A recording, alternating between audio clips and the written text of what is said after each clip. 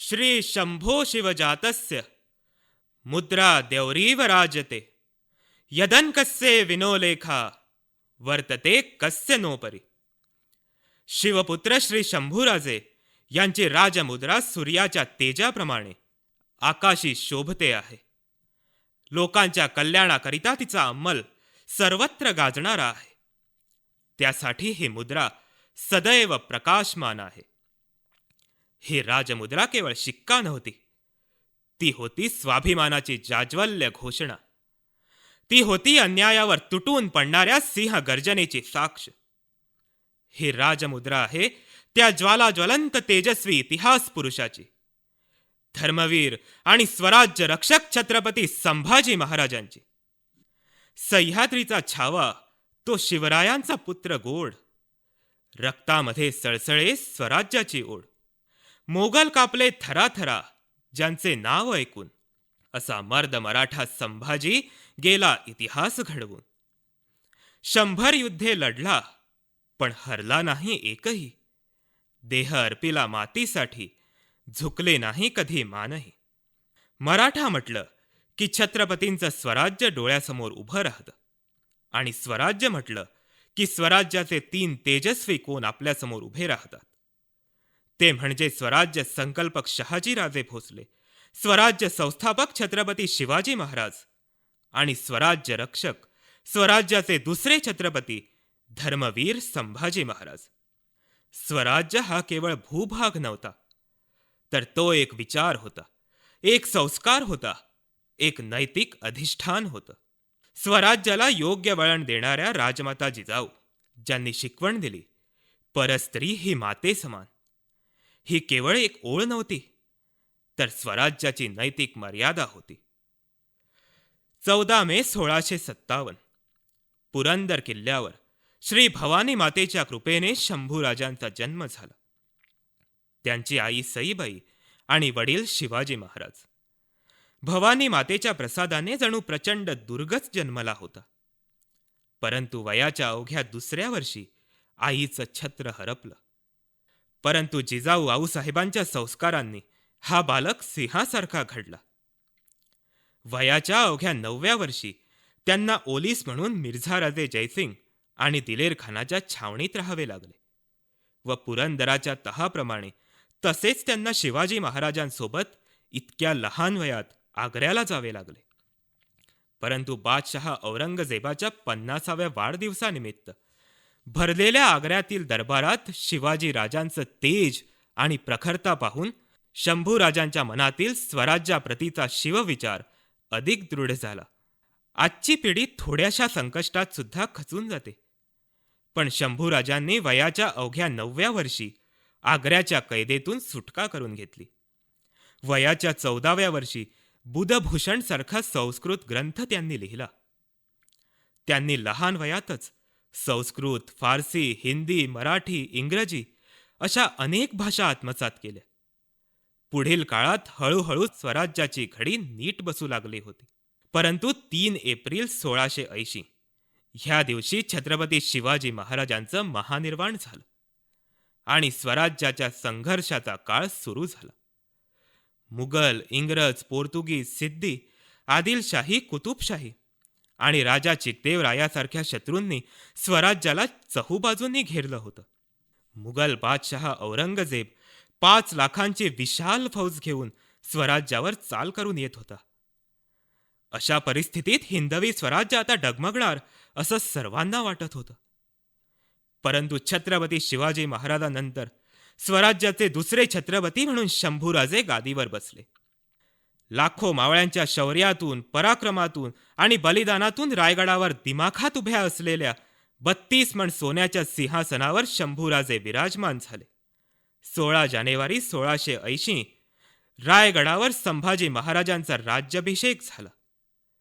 18 पगड जाती जमातींच्या त्यागावर, शौर्यावर आणि रक्ताघामावर पोचलेल्या, मोठ्या झालेल्या आणि उभ्या राहिलेल्या हिंदवी स्वराज्याला दुसरा राजा लाभला. तो केवळ राजमुकुट धारण करण्याचा सोहळा नव्हता, तर जबाबदारी स्वीकारण्याचा क्षण होता. त्यावेळी त्यांनी रयतेला दिलेलं वचन इतिहासात कोरलं गेलं.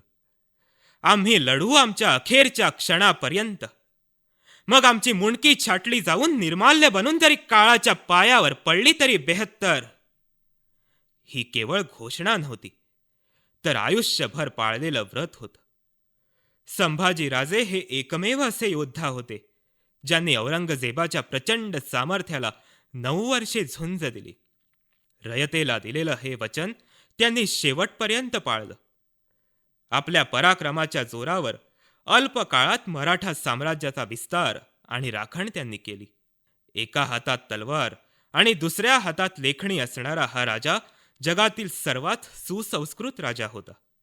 9 वर्षांच्या काळात मुघल, इंग्रज, पोर्तुगीज, जंजिऱ्याचा सिद्दी, आदिलशाही, कुतुबशाही आणि मैसूरचा राजा चिकदेवराय ह्या सर्वांना शंभूराजांनी सळोकी पळो करून सोडले. स्वराज्याभोवती असलेला शत्रूंचा विळखा त्यांनी सैल केला. त्यांनी 120 पेक्षा अधिक युद्धे लढली आणि त्यातील एकही युद्धात ते पराभूत झाले नाहीत. औरंगजेबाच्या नाकाखाली बुराणपूर सारख्या मोठ्या मुघल शहरांवर हल्ले करून त्यांनी स्वराज्याची ताकद दाखवून दिली. ते नेहमी म्हणत, आम्हाला हरवेल असं रणांगण या भूतलावर नाही आणि आबासाहेबांनंतर आम्हाला रडवेल असं दुःख जगाच्या पाठीवर नाही. ह्याच आत्मविश्वासावर, जिंकण्याच्या दृढ इच्छाशक्तीवर, कुशाग्र बुद्धी आणि बळाच्या जोरावर त्यांनी स्वराज्य राखले. जगातला असा एकमेव अजिंक्य योद्धा म्हणजे छत्रपती संभाजी महाराज, ज्यांनी औरंगजेबाच्या 5 लाखांच्या सैन्याला स्वतःच्या बळावर 9 वर्षे माती चारली. एकही किल्ला जिंकू दिला नाही. सह्याद्रीच्या कड्या कपाऱ्यात आजही ज्यांचा जयघोष घुमतोय ते म्हणजे स्वराज्य रक्षक, उभ्या हिंदुस्थानचे आराध्य दैवत छत्रपती शिवाजी महाराजांचे थोरले सुपुत्र छत्रपती संभाजी महाराज. संभाजी महाराज म्हणजे फक्त तलवारीचा वार नव्हे, तर बुद्धीचा तेजस्वी प्रकाश होते, ज्यांचा जन्मच शौर्यासाठी झाला, ज्यांचं आयुष्य स्वराज्यासाठी अर्पण झालं आणि ज्यांचा मृत्यूही धर्म आणि स्वाभिमानासाठी झाला. संभाजी महाराजांनी अनेक मोहिमा केल्या आणि कोणत्याही मोहिमेत त्यांना अपयश आलं नाही. संभाजी महाराजांची गोवास्वारी ही त्यांच्या लष्करी कारकिर्दीतील सर्वात थरारक आणि पराक्रमी मोहिमांपैकी एक आहे. पोर्तुगीजांनी स्वराज्याविरुद्ध मुघलांची हात मिळवणी करून मराठा जहाजांना त्रास दिल्याने आणि गोव्यातील जनतेवर अत्याचार वाढल्याने पोर्तुगीजांना धडा शिकवण्यासाठी शंभूराजांनी गोव्याच्या मोहिमेचा निर्णय घेतला. पोर्तुगीजांनी मराठ्यांच्या ताब्यातील फोंडा किल्ल्यावर वेढा घातला होता. संभाजी महाराजांनी अत्यंत वेगाने हालचाली करत फोंड्याकडे कूच केली. रणांगणावर त्यांचे ते रौद्र रूप पाहून पोर्तुगीजांना तिथून पळ काढावा लागला. परंतु महाराजांनी केवळ पोर्तुगीजांना पळवून लावले नाही, तर त्यांच्या हद्दीत घुसून साष्टी आणि बारदेश हे भाग जिंकून घेतले. तसेच पोर्तुगीजांच्या अनेक ठाण्यांची धूळधाण उडवली. या मोहिमेतील सर्वात मोठा पराक्रम म्हणजे संभाजी महाराजांनी घोड्यासह खाडीत उडी मारली आणि पोर्तुगीजांच्या जुवे बेटावर हल्ला चढवला. मराठा सैन्याने पोर्तुगीज फौजेची मोठी कत्तल केली. खुद्द पोर्तुगीज विजयी काउंट ऑफ अल्वर हा या युद्धात गंभीर जखमी झाला, पण तरीही मोठ्या कष्टाने जीव वाचून पळाला. शंभूराजांचा हा रुद्र अवतार पाहून पोर्तुगीज इतके घाबरले होते की त्यांनी त्यांच्या जुन्या गोव्यातील चर्चमध्ये असलेल्या सेंट फ्रान्सिस झेवियर यांच्या शवपेटीची किल्ली त्यांच्या हातात दिली आणि दैवी मदतीसाठी प्रार्थना करू लागले. पोर्तुगीजांच्या इतिहासात मराठ्यांची ही दहशत अभूतपूर्व होती. फोंडा किल्ल्याजवळील असलेल्या सपाट जागेमुळे किल्ल्यावर वारंवार शत्रूचे आक्रमण होण्याचा धोका लक्षात घेऊन शंभूराजांनी फोंडाच्या किल्ल्याला ढवळी येथील डोंगरावर स्थलांतरित केले. डोंगरावर संपूर्ण गड पुन्हा बांधून काढला आणि या गडाला नाव दिले मर्दनगड. शंभूराजांनी त्यांच्या संपूर्ण कारकिर्दीत बांधलेला हा एकमेव किल्ला आहे. संभाजी महाराज संपूर्ण गोवा जिंकण्याच्या तयारीत असतानाच त्यांना बातमी मिळाली की मुघल शहजादा शाह आलम मोठ्या फौजेसह रामदरा घाट उतरून स्वराज्यावर चालून येत आहे. आणि म्हणून स्वराज्यावर आलेलं हे मोठं संकट ओळखून महाराजांनी गोव्याचा विजय पूर्ण होण्याआधीच आपला मोर्चा मुघलांकडे वळवला. पण संभाजी महाराजांची गोवास्वारी ही त्यांच्या गनिमी काव्याची आणि जलद हालचालींचे उत्तम उदाहरण आहे. पोर्तुगीजांसारख्या परकीय सत्तेला त्यांच्याच घरात घुसून पाणी पाजण्याचा हा पराक्रम आजही गोव्याच्या इतिहासात अजरामर आहे.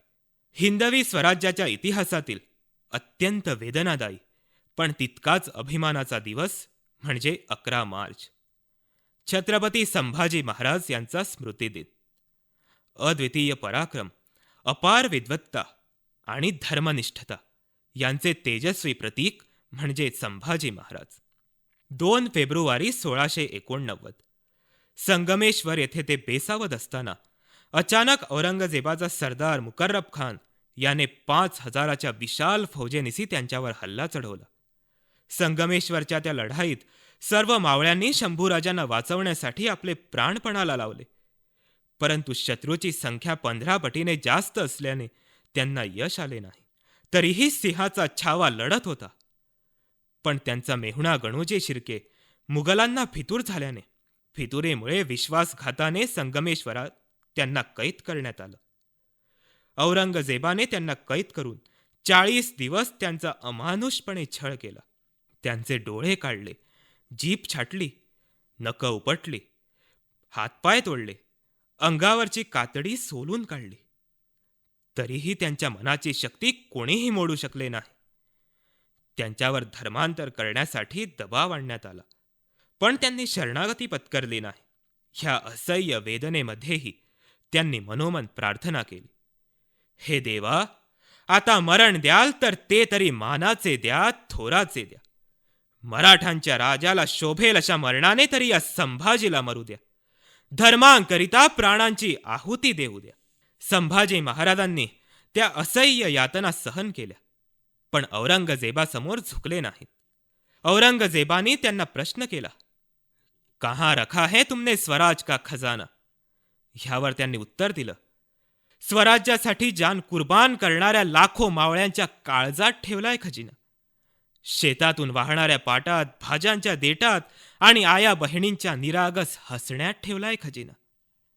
हे ऐकून औरंगजेबाने त्यांना द्वितीय प्रश्न केला की आपल्या फौजेतील कोण कोण तुला फितूर होतं? त्यावर शंभूराजांनी त्याला उत्तर दिलं, तुझा बेटा अकबर. हे ऐकून औरंगजेब थक्क झाला. संभाजी महाराजांना जिवंत पकडून सुद्धा ते झुकत नाहीत हे पाहून त्याला आपला पराभव जाणवू लागला. औरंगजेबाने संभाजी महाराजांवर अत्याचार आणखीन वाढवण्याचे हुकूम दिले व हे अत्याचार नको असतील तर धर्मांतर करून आपल्याला शरण ये असं सांगितलं. परंतु वेदना सहन करूनही शंभूराजांनी धर्मांतर केलं नाही. वेदना सहन करूनही ज्याने धर्मनिष्ठा आणि स्वराज्यनिष्ठा सोडली नाही तोच खरा धर्मवीर. आणि म्हणूनच अखंड भारत त्यांना धर्मवीर संभाजी महाराज म्हणून वंदन करतो. असह्य यातना आणि वेदना सहन करीत 11 मार्च 1689 ह्या दिवशी फाल्गुन अमावस्येला त्यांची प्राणज्योत मालवली. त्यांचा स्मृतिदिन हा केवळ एका राजाचा स्मरण दिवस नाही, तर तो स्वराज्याच्या आदर्शाचा, धर्मनिष्ठतेचा, तेजाचा आणि अढळ स्वाभिमानाच्या प्रेरणेचा दिवस आहे. आजच्या पिढीने यापासून काय शिकायचं? पहिलं, वचनपूर्ती. राज्याभिषेकाच्या वेळी दिलेलं वचन त्यांनी शेवटच्या श्वासापर्यंत पाळलं. आज आपण शब्द देतो, पण तो पाळतो का? दुसरा, स्वाभिमान. सत्ता, सुख आणि आपले प्राण सगळं समोर असताना सुद्धा त्यांनी धर्माशी तडजोड केली नाही. तिसरं, धैर्य. शरीरावर अत्याचार झाले, पण आत्मा अजिंक्य राहिला. आणि चौथा, संस्कार म्हणजे जिजाऊ आऊसाहेबांच्या शिकवणीने घडलेला राजा कधीही स्त्रीचा अपमान करत नाही आणि अन्याय सहन करत नाही. आजच्या युवा पिढीसमोर आव्हानं वेगळी आहेत. करिअरची धडपड, स्पर्धा, मानसिक ताण. पण शंभूराजांचं जीवन आपल्याला शिकवतं, संकट कितीही मोठं असलं तरी माणसाची जिद्द त्याहून मोठी असायला हवी. आज आपण प्रत्येक जण स्वतःलाच विचारूया, आपल्या जीवनात स्वराज्य म्हणजे काय? आपल्या मनातील दुर्गुणांवर विजय मिळवणं हेच तर आपलं वैयक्तिक स्वराज्य नाही का? चला तर आपणही संकल्प करूया स्वाभिमानाने जगण्याचा, धर्मनिष्ठ राहण्याचा आणि संकटातही न डगमगण्याचा. कारण ज्याच्या रक्तात स्वराज्य वाहतं त्याला मृत्यूही झुकून वंदन करतो. इतिहासात अनेक राजे झाले, अनेकांनी युद्धे जिंकली, पण आपल्या धर्मासाठी, स्वराज्यासाठी आणि स्वाभिमानासाठी अमानुष यातना सहन करूनही न झुकणारा राजा म्हणजेच छत्रपती संभाजी महाराज. जोपर्यंत या भूमीत स्वराज्याची आठवण आहे, जोपर्यंत प्रत्येक मराठी माणसाच्या रक्तात शिवरायांचे संस्कार आहेत, तोपर्यंत संभाजी महाराजांचे बलिदान कधीही विसरले जाणार नाही. छत्रपती संभाजी महाराज की जय. हर हर महादेव. हर हर महादेव.